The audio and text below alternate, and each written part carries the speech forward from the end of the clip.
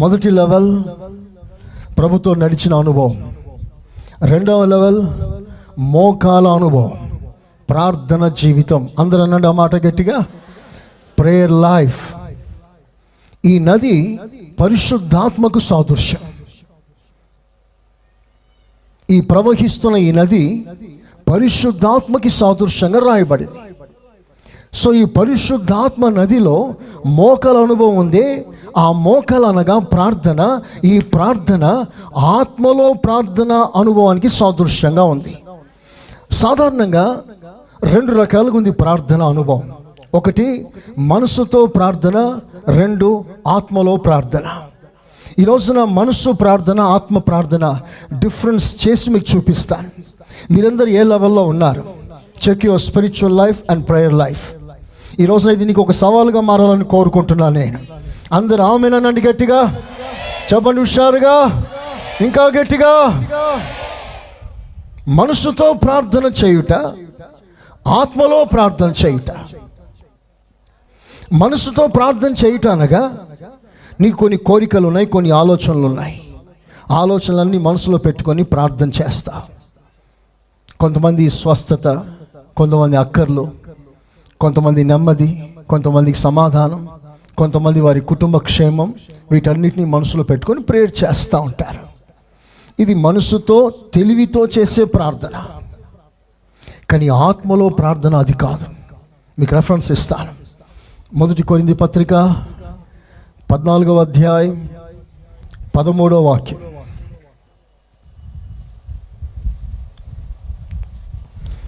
భాషతో మాట్లాడువాడు అర్థము చెప్పు శక్తి కలుగుటకై ప్రార్థన చేయవలెను. నేను భాషతో ప్రార్థన చేసినడలా నా ఆత్మ ప్రార్థన చేయను గాని నా మనస్సు ఫలవంతముగా ఉండదు. కాబట్టి ఆత్మతో ప్రార్థన చేతును, ఆత్మతో ప్రార్థన చేస్తాను, మనస్సుతోనూ ప్రార్థన చేస్తాను, మనస్సుతో కూడా ప్రార్థన చేస్తాను. సో ప్రార్థన రెండు రకాలు. మనసుతో అంటే మన ఆలోచన, మన జ్ఞానం, మన తెలివితో ప్రార్థన చేయడం. మరి ఆత్మతో ప్రార్థన చేయడం అంటే ఏమిటి? అందరు మీ తలలు పైకెత్తి నా వైపు చూడండి. This is a deeper level in your spiritual life. మీరు కొంచెం సీరియస్గా ఈ మాటలు జాగ్రత్తగా వింటే మీ కొరకు నేను చాలా సీరియస్గా, సిన్సియర్గా ప్రార్థన చేశాను. ఈ ప్రసంగం, ఈ మాటలు వింటున్న మీ జీవితంలో ఒక అద్భుతమైన కార్యం జరగాలని ప్రభు కాళ్ళు పట్టుకొని పట్టుకొని పట్టుకొని ఇక్కడికి వచ్చాను. దేవుడు అద్భుతమైన కార్యం ప్రభు చేయునుగాక. అందరూ ఆమేన్ అంటారా? ఆమేన్, ఆమేన్. ఆత్మతో ప్రార్థన అది ఎలా ఉంటుందంటే రోమా పత్రిక 8వ అధ్యాయం, రోమా 8:26.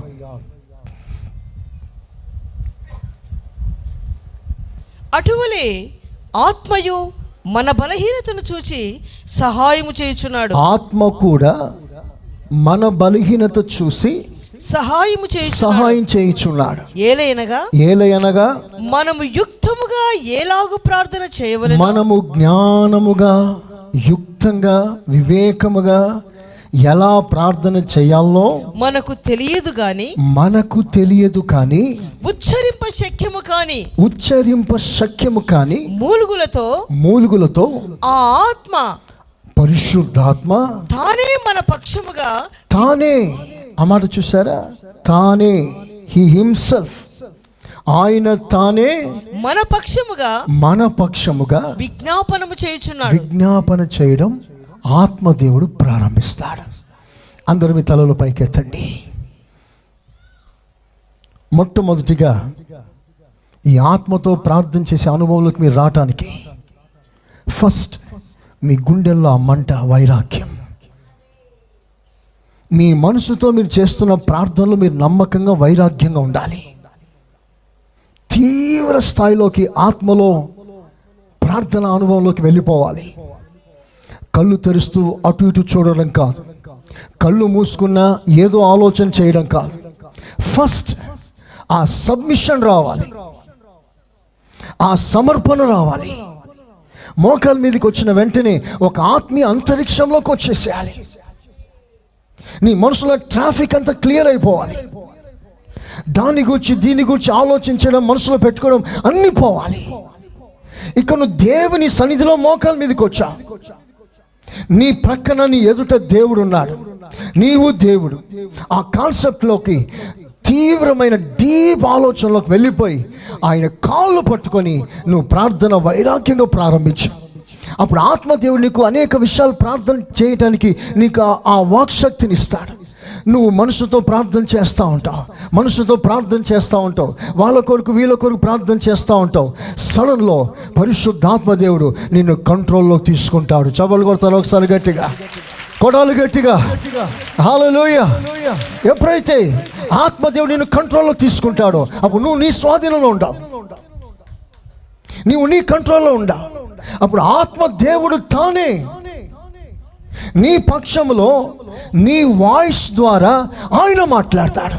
అప్పుడు నీవు ఒక మైక్రోఫోన్లా ఉంటావు, స్వరం దేవునిది, వ్యక్తి నీవై ఉంటావు. It's an greatest experience in our life. ఇదేదో కథగా చెప్పట్లేదు, నా జీవితంలో ఎన్నో సార్లు అనుభవించిన ఈ అనుభవాన్ని మీ ముందు పెడుతున్నా. ఈ ప్రార్థనలు అలాగే గడిచిపోయే కొలది సడన్లో ఆత్మదేవుని యొక్క ప్రభావం మళ్ళీ తాకినప్పుడు అప్పుడు ఆత్మదేవుడు ప్రార్థన చేయడం ప్రారంభిస్తాడు. సడన్లో ఎవరినైనా పేర్లు గుర్తు చేస్తాడు. అందరూ వినండి, ఏదైనా ఒక పరిస్థితిని జ్ఞాపకం చేస్తాడు. సడన్లో ఫ్లాష్లా ఒక ఆలోచన మైండ్లోకి వస్తాయి, వెంటనే వాటిని గూర్చి ప్రార్థన చేయడం ప్రారంభిస్తాం. అంటే ఆత్మదేవుడు ఏమి అక్కర, ఏ నీడు ఉందో దానిని మనం గుర్తు చేస్తూ మన ద్వారా ఆయన ప్రార్థన చేయిస్తాడు. ప్రైజ్ ది లార్డ్, హల్లెలూయా. ఈ అనుభవం చాలా శ్రేష్టమైంది. ఫస్ట్ నీకు ఆ ఆకలి ఉండాలి, ఆ వైరాగ్యం ఉండాలి, ఆ ప్రార్థన చేసే ఆ మోకరించే తీరే వేరుగా ఉండాలి. ఏదో క్యాజువల్గా వచ్చి ఏదో నామకార్థంగా మోకరించి 2 మాటలు చెప్పి వెళ్ళిపోవడం కాదు. నీ ప్రార్థన వెళ్తుందా పైకి? నీ ప్రార్థన తండ్రితో ఒక సంభాషణేనా? నీ ప్రార్థన దేవుడు విని ఆనందించగలుగుతున్నాడా? అసలు ఆ తీవ్రత ఫస్ట్ మనకు రావాలి.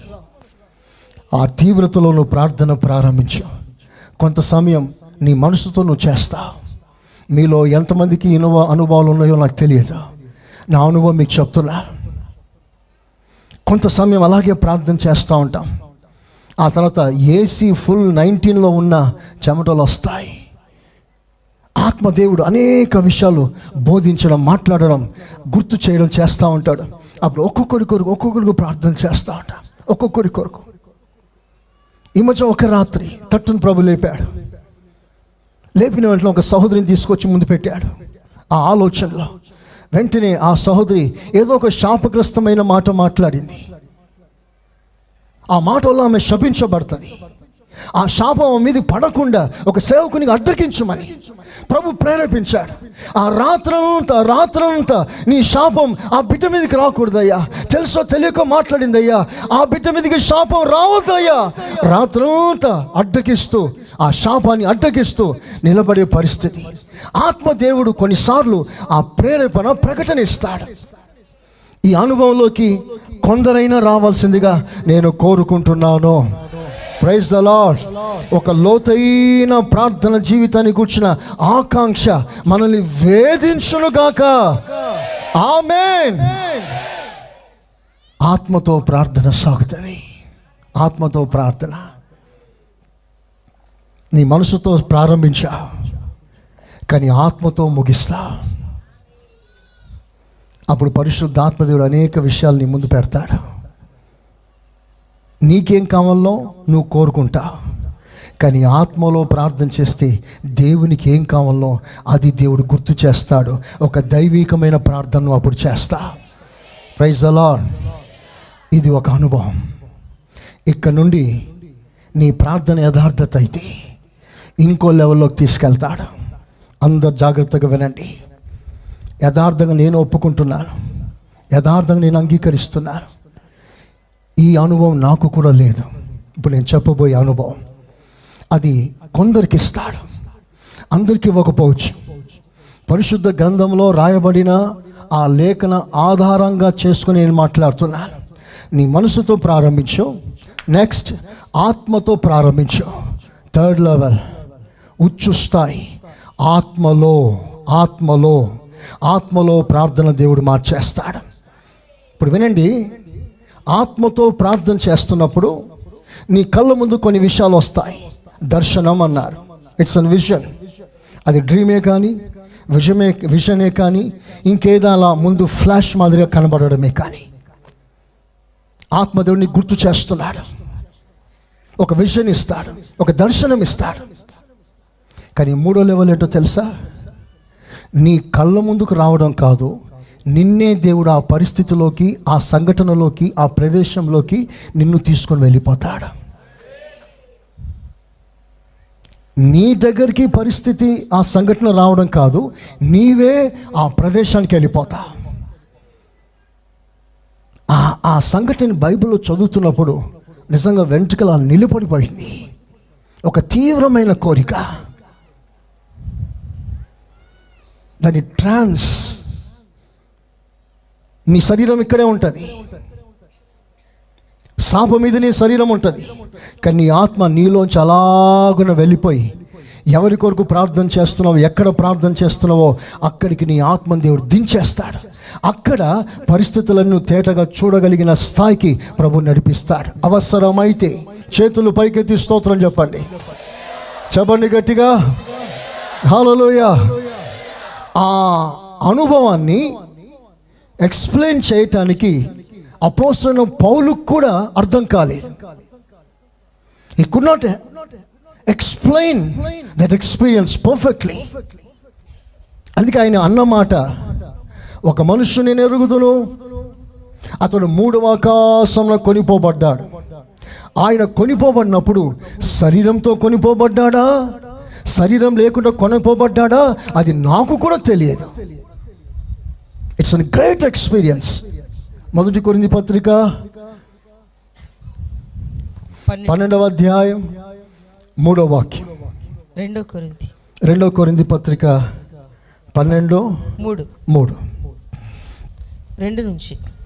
క్రీస్తునందున్న ఒక మనుష్యుని నేను ఎరుగుదును, అతడు 14 సంవత్సరముల క్రిందట 3వ ఆకాశమునకు కొనిపోబడెను. అతడు శరీరముతో కొనిపోబడెను. 3వ ఆకాశమునకు కొనిపోబడెను అంటే పరలోకం తన ముందుకు రాలేదు, తానే పరలోకానికి వెళ్ళిపోయాడు. అతడు శరీరముతో కొనిపోబడెను. శరీరంతో కొనిపోబడ్డాడా? నేను ఎరుగను. శరీరము లేక కొనిపోబడెనో నేను ఎరుగను. శరీరం లేకుండానే కొనిపోబడ్డాడా? నాకు తెలియదు. అది దేవునికే తెలియదు. అది దేవునికే తెలుసు. అట్టి మనుష్యుని నేను ఎరుగుదును. చాలా. ఇది అపోస్తలుడైన పౌలు యొక్క అనుభవం. మనం ప్రార్థన చేస్తూ ఉండగా మనలో ఆత్మ నెమ్మదిగా వెళ్ళిపోయి ఏది దేవుడు చూపించాలో అక్కడ తీసుకెళ్ళిపోయి చూపించగలిగిన ఒక అద్భుతమైన అనుభవం. ఈ అనుభవాన్ని అపోస్తలుడైన యోహాన్ అనేక సార్లు అనుభవించాడు. ఆత్మ దేవుడు ఎత్తైన కొండపైకి తీసుకెళ్ళిపోతాడు యోహాన్ని, అనేక విషయాలు చూపిస్తాడు. దీన్ని నిర్ధారణ చేయటానికి, ఈ అనుభవాన్ని నిర్ధారణ చేయటానికి పాత నిబంధన కాలంలో కూడా ఇలాంటి సంఘటన అనుభవాల్ని భక్తులకు దేవుడిచ్చాడు. ఉదాహరణకి భక్తుడైన యేస్కేల్. అందరు యేస్కేల్ పుస్తకం తీయండి, అందరూ ఆ మాటలు తీయండి. 8వ అధ్యాయం తీసుకోండి, 8th chapter. యేస్కేల్ 8 మొదటి కొన్ని మాటలు చదవండి. 6వ సంవత్సరము 6వ నెల 5వ దినమున నేను నా ఇంట కూర్చొని ఉండగా, నేను ఇంట్లో కూర్చొని ఉండగా, యూదా పెద్దలు నా ఎదుట కూర్చుండి ఉండగాను, పెద్దలందరూ నా ముందే కూర్చొని ఉండగా, ప్రభు అయిన యెహోవా హస్తం నా మీదికి వచ్చెను. అంతటా నేను చూడగా అగ్నిని పోలిన ఆకారం నాకు కనబడెను. నడుము మొదలుకొని దిగునకు అగ్నిమయమైనట్టుగాను, నడుము మొదలుకొని పైకి తేజోమయమైనట్టుగాను, కరుగుచున్న అపరంజి అయినట్టుగాను ఆయన నాకు కనబడెను. అది విజన్, అది దర్శనం. దేవుని హస్తం తాకిందంట యేస్కేల్ని. అప్పుడు అతడు రూపాంతరం పొందాడు. అంతరంగ నేత్రాలు తెరవబడింది. దేవుని యొక్క రూపాన్ని తను చూశాడు. That was a vision. తర్వాత ఏం జరిగిందో చదవండి. మరియు చెయ్యి వంటిది ఒకటి ఆయన చాపి నా తల వెంట్రుకలు పట్టుకొని ఆత్మ భూమి ఆకాశముల మధ్యకు నన్ను ఎత్తుకొని నేను దేవుని దర్శనములను చూచుచుండగా యెరూషలేమునకు ఉత్తర వైపునకు నున్న ఆవరణ ద్వారము దగ్గర రోషము పుట్టించు విగ్రహ స్థానంలో నన్ను దించెను. ఆ మాట వినండి అందరు తలలో పైకెత్తండి. Take it serious. దేవుని మాట ఎప్పుడు కూడా వారికి ఎవరికో జరిగింది అని మనం చెప్పుకుంటూ ఉంటుంటాం కదా. ఆ సంఘటన పరిశుద్ధ గ్రంథంలో ఎందుకు రాయించాడు అంటే, అలాంటి కోరిక, అపేక్ష, ఆసక్తితో ఉంటే యేస్కేల్ దేవుడే నీకు దేవుడై ఉంటాడు. ఆయనకిచ్చిన అనుభవం తప్పకుండా నీకు కూడా ఇస్తాడు. అందరం చేతులెత్తి ఆమేనండి. హల్లెలూయా, హల్లెలూయా. ఇప్పుడు దేవుని హస్తం యేస్కేల్ తలను పట్టుకుందంట. ఆ వెంట్రుకలు పట్టుకొని అలాగూ లేపేశాడట. శరీరం అక్కడే ఉంది, కానీ ఆత్మలో వెళ్ళిపోతున్నాడు. వెళ్ళిపోయి ఆ యెరూషలేం పట్టణం ఆ గుమ్మం ద్వారం దగ్గర అక్కడ దించేశాడు. ఇదంతా శరీరంలో కాదు, ఆత్మలో జరుగుతుంది. 11వ అధ్యాయం చూడండి ఒకసారి, 11th చాప్టర్. పిమ్మట ఆత్మ నన్ను ఎత్తి యెహోవా మందిరపు తూర్పు గుమ్మమునొద్దకు చేర్చి, యెహోవా మందిరం యొక్క తూర్పు దిక్కున నన్ను చేర్చి నన్ను దింపగా. ఇప్పుడు ఇదంతా కూడా శరీర ప్రకారంగా ఎత్తుకొని శరీర ప్రకారంగా దించడం కాదు, తన ఆత్మను తీసుకుని వెళ్ళిపోతున్నాడు. అక్కడ యేస్కేల్లో ఎన్నో సంఘటనలు అలా ఉన్నాయి. ఒక సంఘటనలో దేవుడు ఒక ఉన్నతమైన అనుభవం తీసుకెళ్ళిపోతాడు. అందరూ ఉంటారు, కానీ యేస్కేల్ ఉన్నట్లుగా ఎవరికి తెలియదు. యేస్కేల్ వాళ్ళు మాట్లాడే మాటలు వింటాడు, వాళ్ళ ప్లాన్లన్నీ గ్రహిస్తాడు. ఎలాగో తన ఆత్మ అలాగున ఎత్తబడి ఆ సమూహంలో చేర్చబడింది. ఇదే సంఘటన ప్రవక్త ఎలీషా జీవితంలో జరిగింది. శత్రువులు ఇశ్రాయేల్ దేశం మీద దాడి చేయటానికి పన్నాగం వేస్తున్నారు, ప్లాన్ చేస్తున్నారు. ఒక సీక్రెట్ కౌన్సిల్, ఇన్నర్ ఛాంబర్, లోపల గదిలో శత్రువులు, సిఐడిలు కూర్చొని ఆలోచిస్తున్నారు. కానీ దేవుని ఆత్మ ఎలీషా ఆత్మను తీసుకొని వెళ్ళి ఆ గదిలో దించేశాడు. కానీ వాళ్ళెవ్వరు కూడా ఎలీషాను చూడట్లేదు, కానీ ఎలీషా వాళ్ళందరినీ చూస్తాడు. వాళ్ళు మాట్లాడే ప్రతి మాట వింటాడు. వెంటనే మరలా ఆత్మదేవుడు తీసుకొచ్చేస్తాడు. మరలా రాజుగారి దగ్గరికి వెళ్ళి, శత్రు ఈ స్ట్రాటజీతో ఉన్నారు, ఈ ప్లాన్ వేస్తున్నారు, నువ్వు వారు వేయకముందే నువ్వు ఈ పథకం ప్రకారంగా చెయ్యి, శత్రువును జయించగలవు. చెప్పాలి కొడతామా ఒకసారి గట్టిగా? హల్లెలూయా, హల్లెలూయా. ఇది ప్రార్థనలో ఉన్న ఒక శ్రేష్టమైన అనుభవం. ఈ మాటలు వింటున్నప్పుడు మీకు ఎలా అనిపిస్తుందో నాకు తెలియదు. ఒకవేళ నీ హృదయంలో ఆ కోరిక ఉంటే ఈ ట్యూనింగ్ తప్పకుండా నేను దర్శిస్తుంది. రేడియోలు చాలా ఉంటాయి, కానీ ఏ స్టేషన్ నుంచి ట్యూనింగ్ వస్తుందో ఆ స్టేషన్లో ప్రసారం అవుతున్న టెలికాస్టే ఆ స్టేషన్ నుంచి బయటకు వస్తుంది. అన్నీ రావు. ఇంతమంది వాక్యం విన్నా ఈ ట్యూనింగ్ ఎవరైతే ఈ ప్రార్థన అంశం మీద ఒక తీవ్రమైన ఆకలితో ప్రభు వైపు ఆశతో చూస్తారో, నేను అంటాను, అట్టి వారి ఆశ ఆకలి తీర్చుటకు దేవుడు మీ హృదయంలో మీటునుగాక. హల్లెలూయా, హల్లెలూయా. ఒక లోతైన ప్రార్థన వాంఛ సంఘములో అనేకులపై దేవుడు కుమ్మరించునుగాక. దేశము కొరకు, రాష్ట్రాల కొరకు ప్రార్థన చేసే గొప్ప భారం ప్రభు మనకు అనుగ్రహించునుగాక. ఆమేన్. అందుకే ఆత్మలో ప్రార్థన, prayer in spirit, with spirit, in spirit. With spirit you will see the visions, in spirit you will be translated. ఆత్మతో ప్రార్థన చేస్తున్నప్పుడు నీ యందు దర్శనాలు వస్తాయి. ఆత్మలో ప్రార్థన చేస్తున్నప్పుడు నీవు అలాగున కొనిపోబడతావు.